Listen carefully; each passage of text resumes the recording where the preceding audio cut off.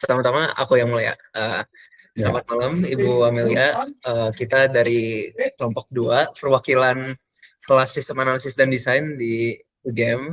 Hari ini mau ngasih proposal sistem desain kita yang udah kita buat untuk usaha Ibu. Next.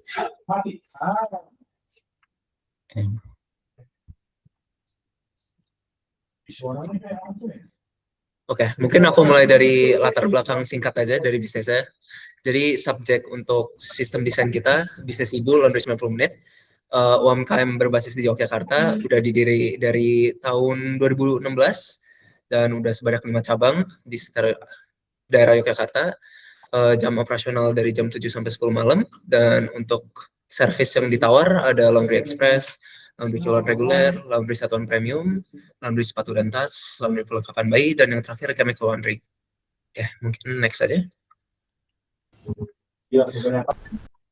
Berikutnya saya akan menjelaskan proses bisnis dari Laundry 90 menit. Jadi Laundry 90 menit ini merupakan bisnis hybrid yang menawarkan 2 jenis layanan, yaitu self-service dan full service.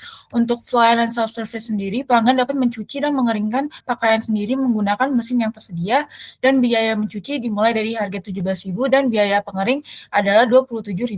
Sementara itu, untuk pelanggan yang menginginkan keringanan, juga terdapat full service di mana seluruh proses laundry ditangani oleh pihak karyawan. Pelanggan dapat memilih layanan cuci dan setrika atau cuci dan lipat, atau maupun layanan dry cleaning sebagai layanan premium. Nah, untuk layanan dry cleaning sendiri ditunjukkan untuk pakaian atau barang yang memerlukan perawatan khusus. Waktu pengerjaan juga disesuaikan dengan jenis layanan yang dipilih oleh pelanggan.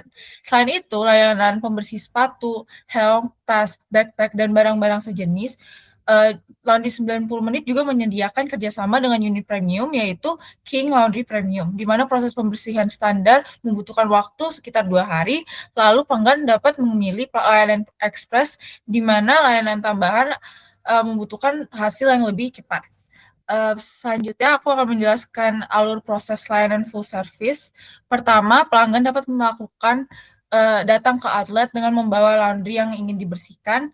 Kemudian pelanggan menuju kasir dan menyampaikan jenis layanan yang diinginkan. Setelah itu, laundry pelanggan akan ditimbang oleh karyawan untuk menentukan detail layanan dan perhitungan biaya.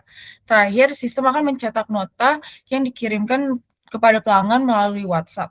Nota tersebut digunakan sebagai label identifikasi agar setiap pesanan laundry dapat dilacak dan diproses dengan akurat. Dengan proses yang sederhana dan terstruktur ini, Laundry 90 menit dapat memberikan pelayanan yang efisien, meminimalkan kesalahan, serta memastikan pengalaman pelanggan yang nyaman dan memuaskan. Mungkin untuk next slide.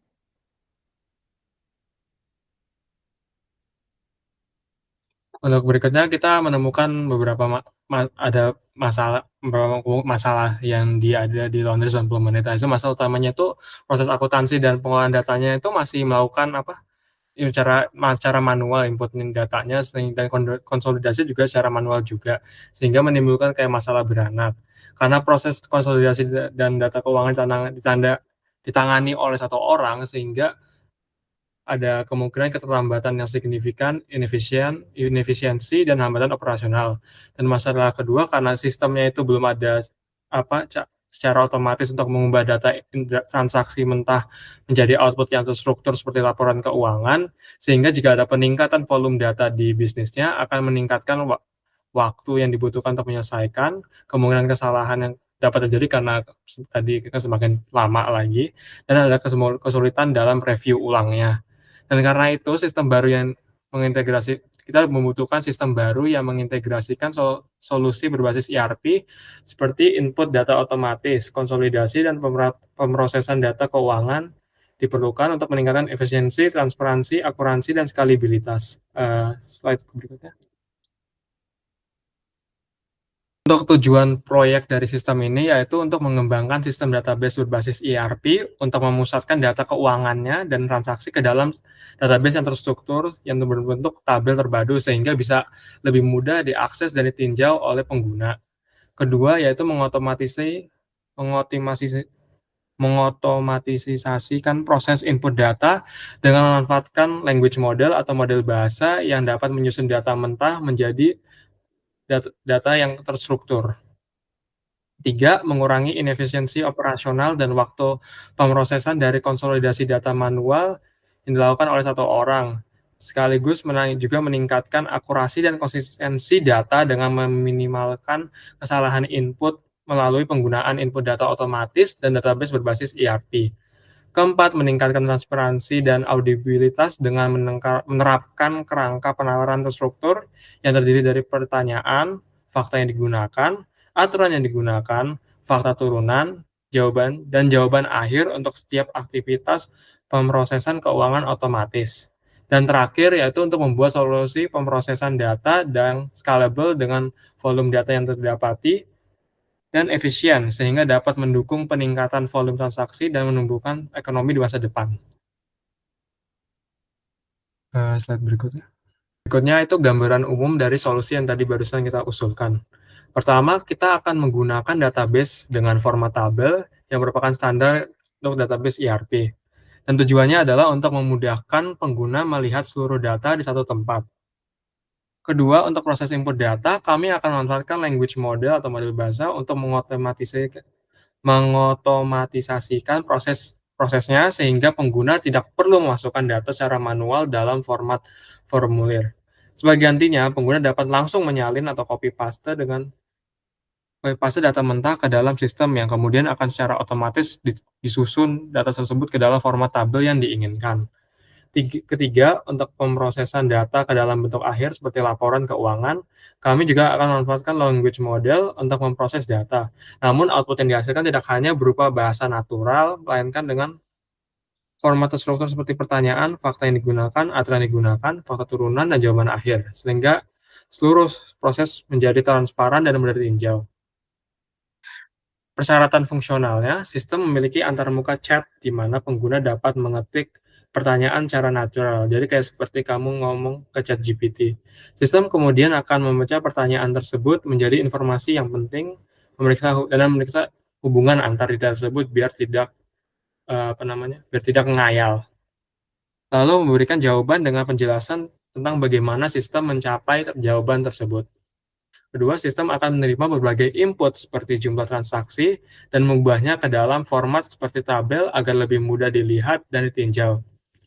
Berikutnya adalah persyaratan non-fungsionalnya. Waktu yang dibutuhkan sistem untuk menyelesaikan proses konversi ini bergantung pada jumlah input dan kompleksitas tugas. Jadi kalau inputnya banyak dan semakin kompleks, rata-rata akan menjadi lebih lama. Tapi kalau secara biasa sih, rata-ratanya itu cuma 10 menit.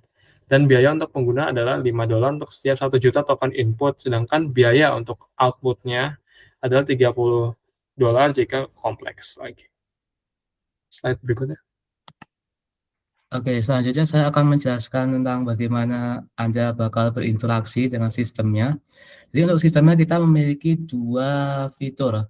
Pertama adalah fitur database-nya. Jadi di sini Anda bisa dengan mudah hanya mengirimkan file mentah Anda saja, tidak perlu menginput file Anda ke dalam formulir yang memakan banyak waktu. Jadi Anda bisa mengirim filenya saja dan nanti sistem bakal otomatis mengolah file yang mentah menjadi data terstruktur di dalam format tabel. Dan kedua ada fitur untuk memproses data tersebut menjadi data lanjut seperti Anda hanya memiliki revenue, hanya memiliki keuntungan, nanti bisa diproses menjadi financial statement. Nah, di sini juga sama seperti database, fitur database, Anda hanya bisa menginstruksikan sistem dengan bahasa alami dan sistem akan mengerti apa yang Anda inginkan dan akan memprosesnya lebih lanjut.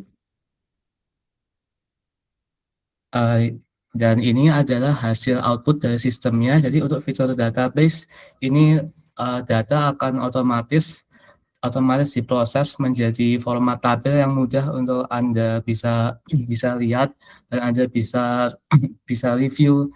Jadi ini seperti kayak Excel, tetapi bedanya dengan Excel Anda harus menginput data secara manual. Di sini Anda bisa menginput data secara otomatis. Dan untuk outputnya jadi seperti kayak kayak output chatbot biasa, nanti Anda bisa melihat hasil jawaban di akhir seperti financial statement-nya, tapi Anda juga bisa melihat nanti prosesnya bagaimana data tersebut bisa menjadi dari revenue menjadi financial statement. Ya, sekian dari kami. Untuk Ibu Amelia, apakah ada saran dan pendapat dengan sistem yang kami proposal sistem kami? Oh iya, terima kasih ya, Mas, Mbak. Proposalnya sudah bagus, sudah saya pahami. Mungkin yang kita butuhkan adalah ininya ya, penerapannya ya. Jadi penerapannya mungkin bisa dibantu untuk bagaimana kami bisa mengelola laundry ini secara lebih sistematis dari sisi yang tadi disampaikan itu pengelolaan keuangan atau accounting-nya, gitu ya. Oke, terima kasih Ibu atas kesempatannya. Oh iya, sama-sama.